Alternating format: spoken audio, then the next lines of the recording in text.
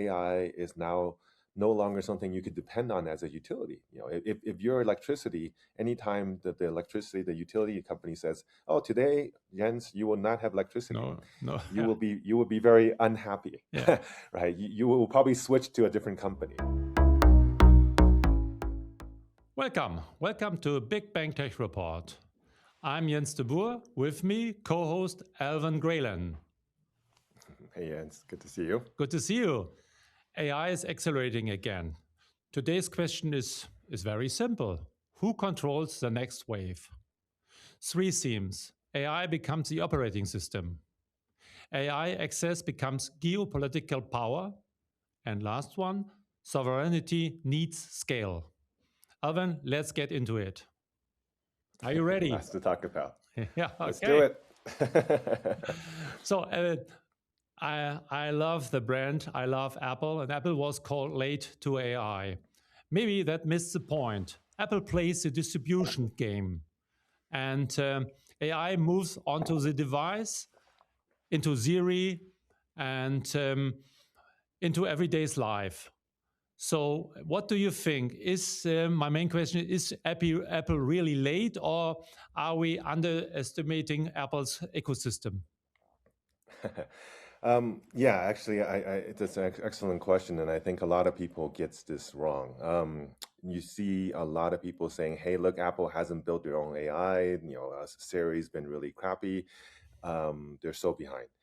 And I don't know if this was a strategy or it was luck, but I think that by not spending the hundreds of billions of dollars that all of the other companies have done, they've actually put themselves in a very good position to take advantage of what's coming with AI, particularly with AI at the edge.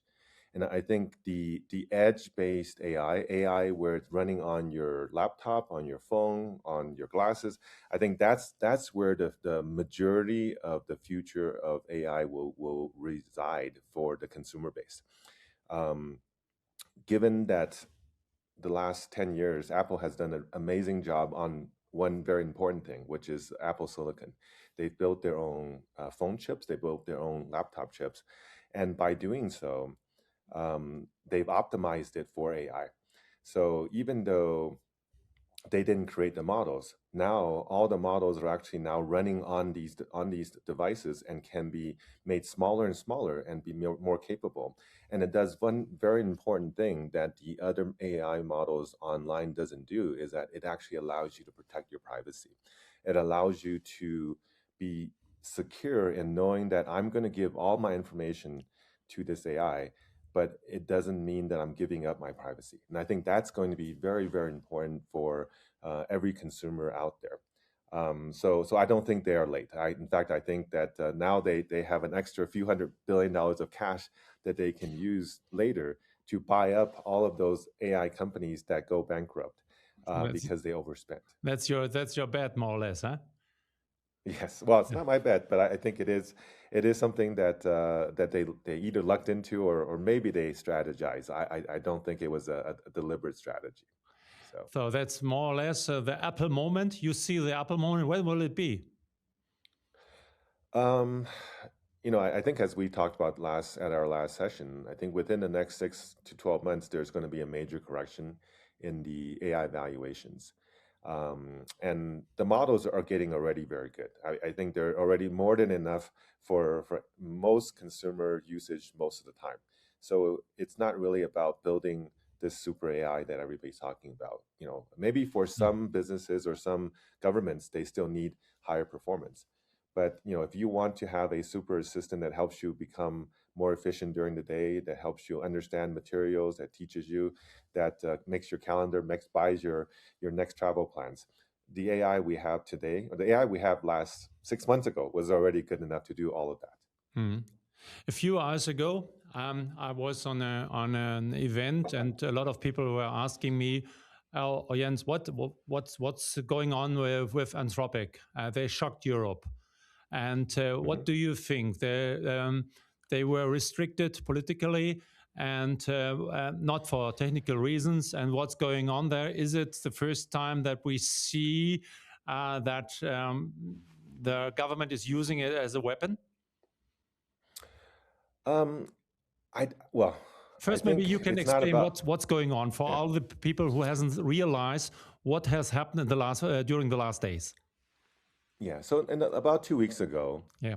the U.S. government essentially gave a 1 day warning for Anthropic to shut off its Fable model. So about 2 months ago, it came out with something called Mythos, which was their next generation 10 trillion parameter model, which was supposed to be the state of the art, and it was very powerful, and it was so good that they had to keep it away from non-ally governments. And so only maybe about 50 companies around the world had access to it. And Mm-hmm. then about on I think the early part of June, maybe June 7th or 8th or something, they took a kind of a lesser version of that and made it available, and that was called Fable.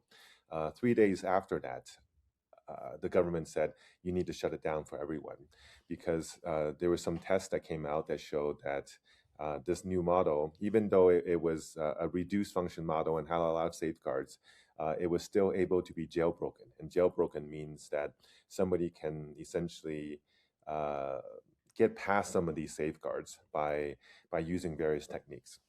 Mm-hmm. And it spooked some of the government officials in America, who then told Fable, okay, because this is so powerful and because it can be jailbroken, we don't want it to be in the hands of bad actors or also maybe governments that we are afraid of, like China.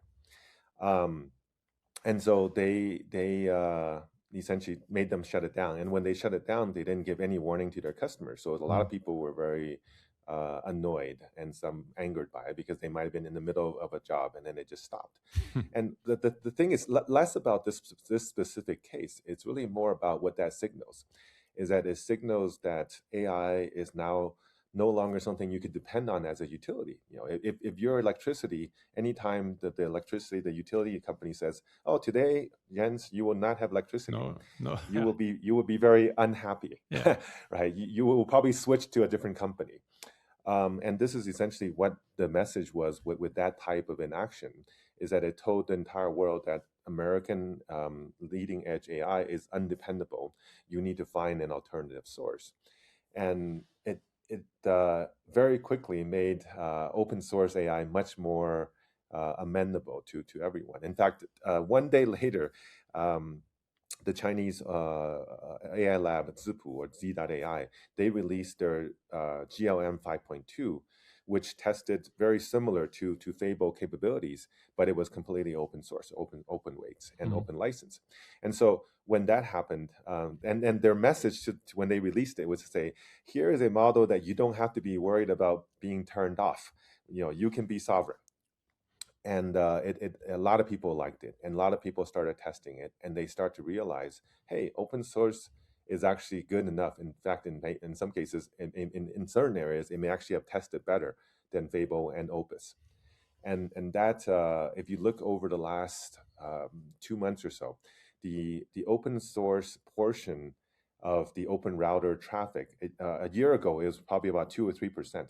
Mm-hmm. Now it's around 60%. It went from 2% to 60% of total traffic is now going to open source models, mostly Chinese open source models. And I think that changes this whole idea of, does open source make sense? Remember when I was in Germany a few weeks ago, and we were talking to some of the government folks in Germany, and they were Yes. they were saying, oh, we're worried about using open source and Chinese open source. I'm not sure.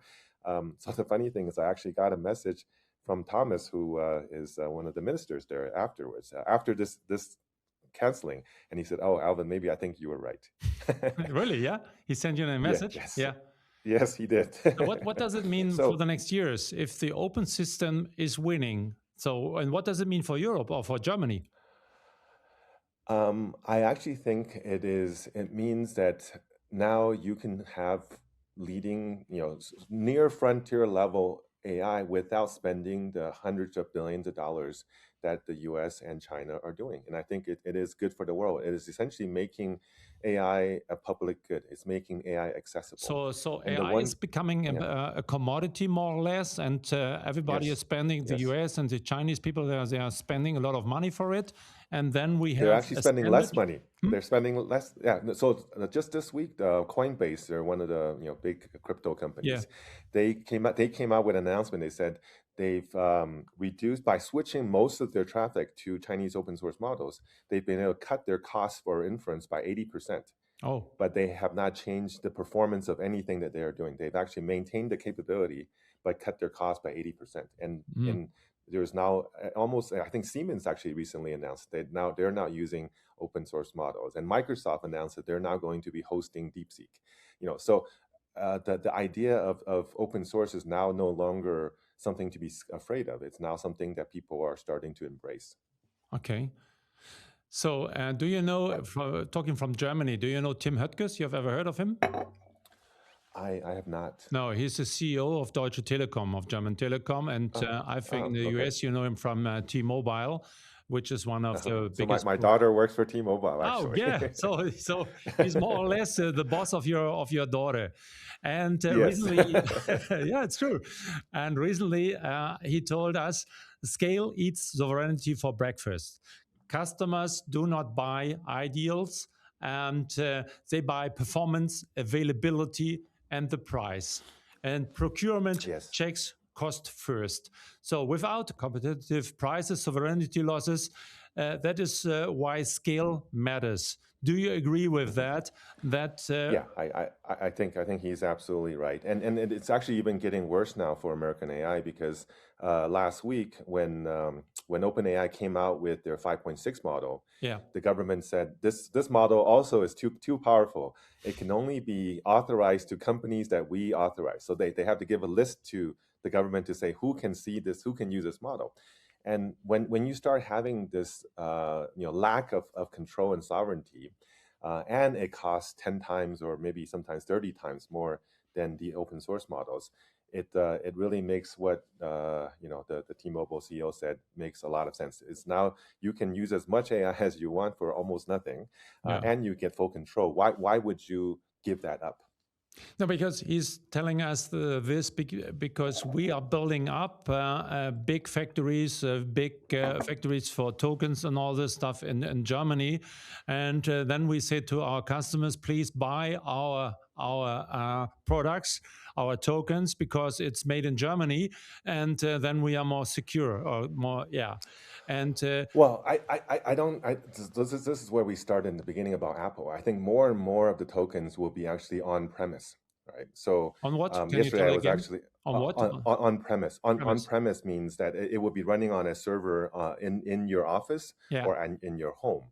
And when that's the case, I think the big data centers become less and less important. In fact, yesterday I was sitting at dinner with one of the CTOs from a major bank in America, and he was telling me that they're moving so much of their traffic to on-premise models because they both for regulatory issues because they're doing with people's private data, but also because they want to be able to tune and optimize these models, and they're saying smaller models actually do the job for most of what they need, and only a small portion of the work they need to use the big models.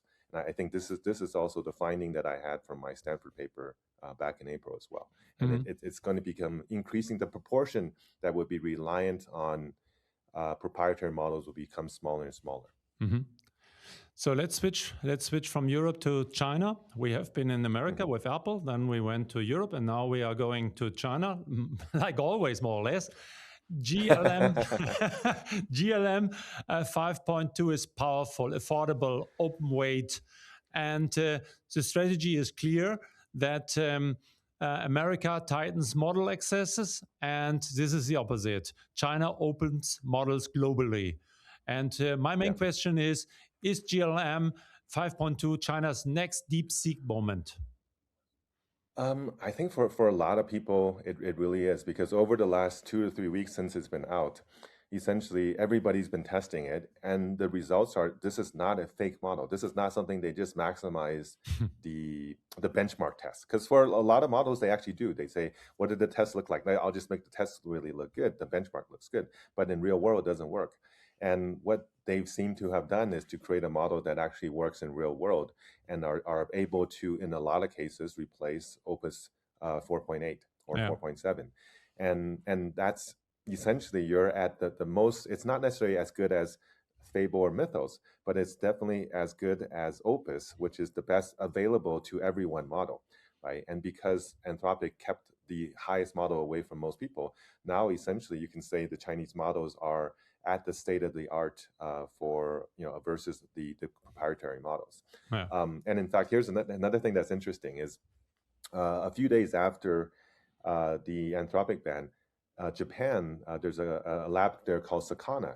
They announced and released a model called Sakana Fugu. And this model is also an open source model. And they show that the performance is almost as good as Opus as well. So now it's not just China. Now Japan also has a model that is performing as good, but is also something that is not controlled by the American government. So they say, hey, you can also rely on us. And what they do is to make a orchestration model, a model that selects models. And underneath of it, they may have 50 or 100 smaller models, but together it's actually cheaper and it's as intelligent as a giant model. And I think this is the kind of trend that's happening. So the good news is it means that it's not only China that are now making competitive models. Now we have Japan making competitive models, and Mistral is a little behind. The European side is still a little behind, but I think at some point they will probably also As release always. a higher quality model as well. So Yeah. so this is it's good news for the world that now there's more options.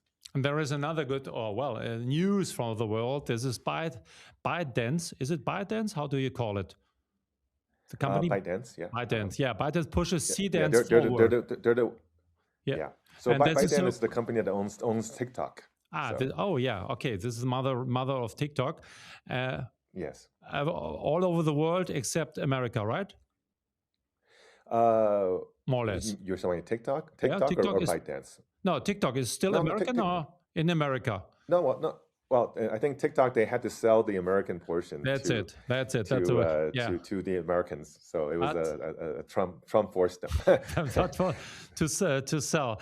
But ByteDance is very powerful in media. They are doing videos right now, and Yes. this means that production use gets closer. This matters for media, for advertising, for education, and for corporate content. My question Yes. is AI video now for production ready?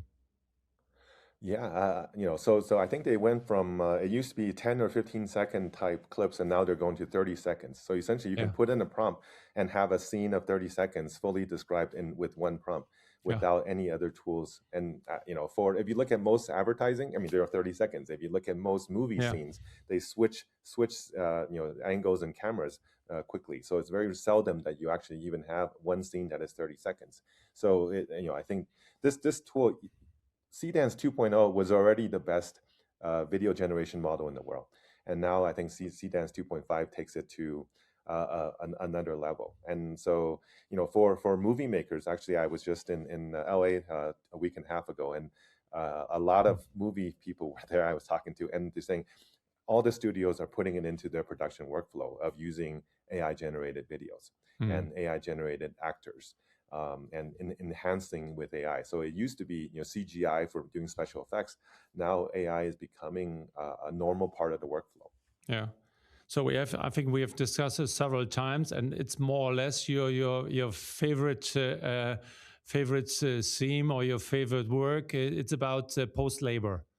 And Yes. AI and robots Oh, take actually, big tasks. before we get to post labor, I do want to mention there's a new model that came out just yesterday from Meituan. Meituan is a Chinese food delivery company. It's like Uber Eats. Yeah. And they came out with a 1.6 trillion parameter model that is now essentially testing to be state of the art. So and the most important thing is that it was completely trained on 50,000 Huawei chips. Yeah. So it used to be, we before we keep talking about how important Nvidia is in model training, Yeah. and now if they can show that they don't need Nvidia to do training, this really changes the kind of the control that the American ecosystem now has over the global AI industry. Hmm.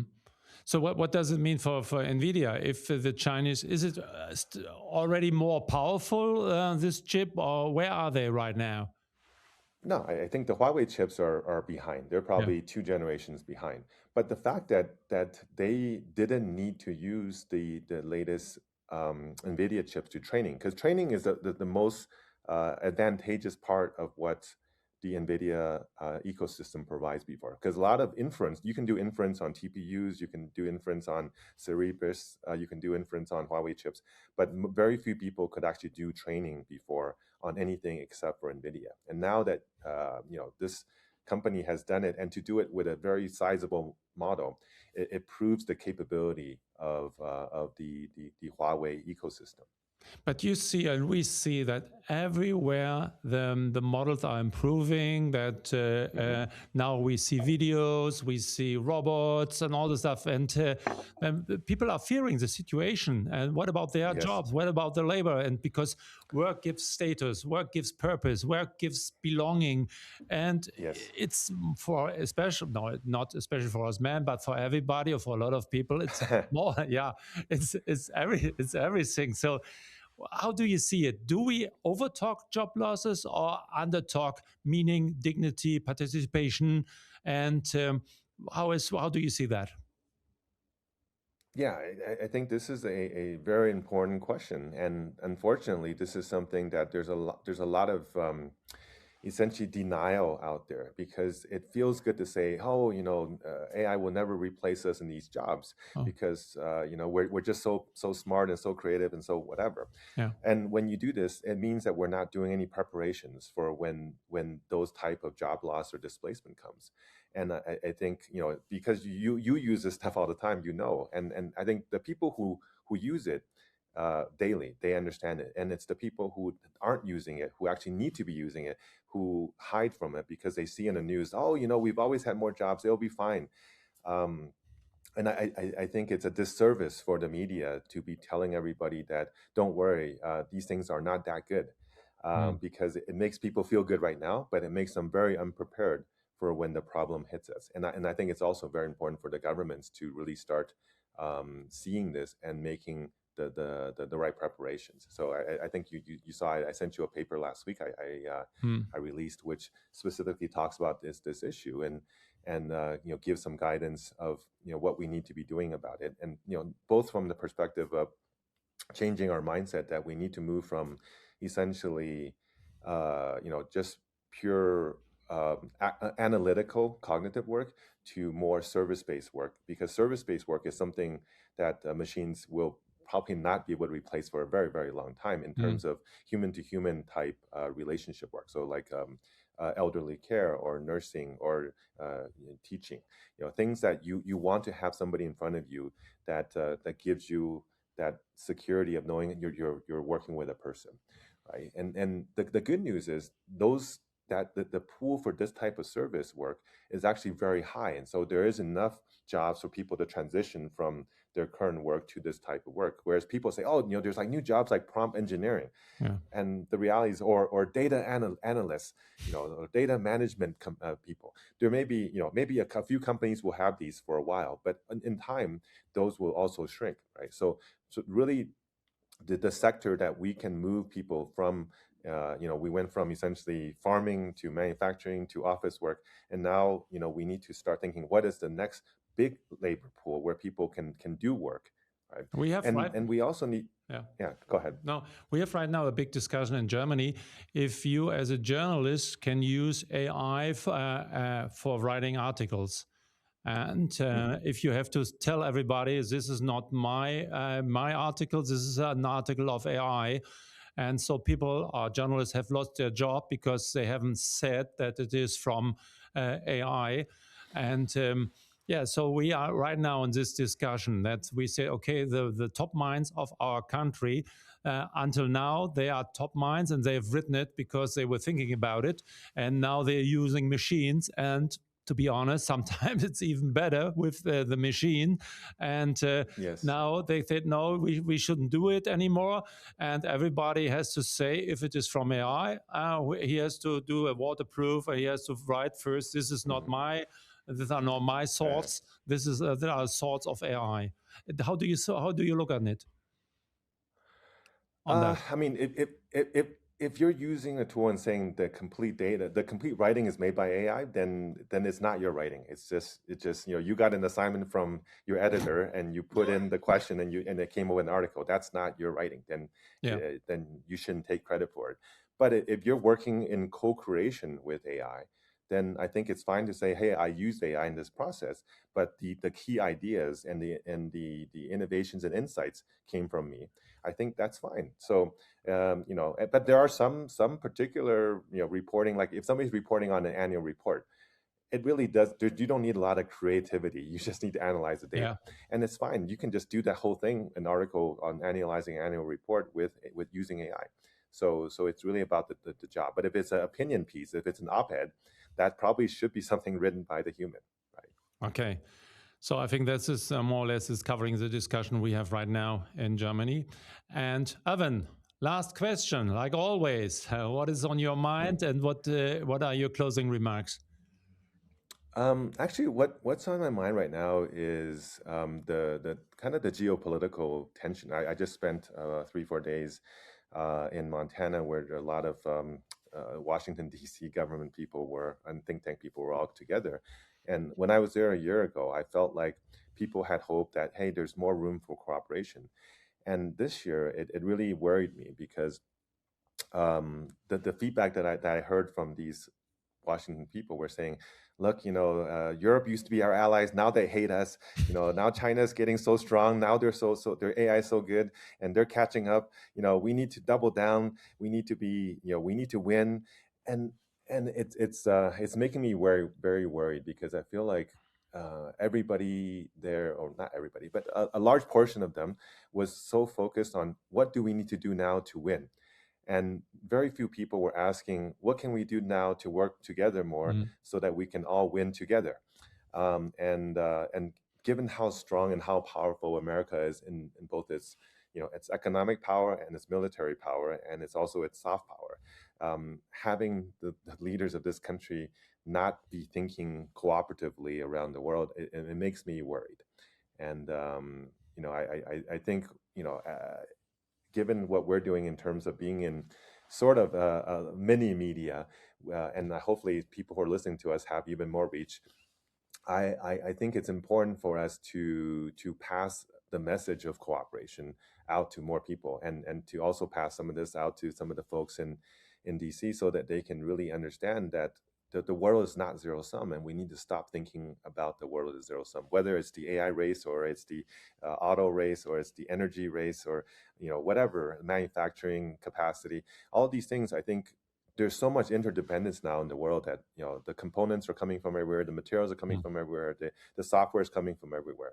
We cannot create a world where we are fully independent and always the leading player, and that this is true for I think both regions as well as for countries. And And I hope when we see each other in Berlin in a couple months, that will also be an important message we can pass as well. we should do. What is the plan of the people who see the world in a negative view? What do they think? What should they do in the next months to win the race, to do something?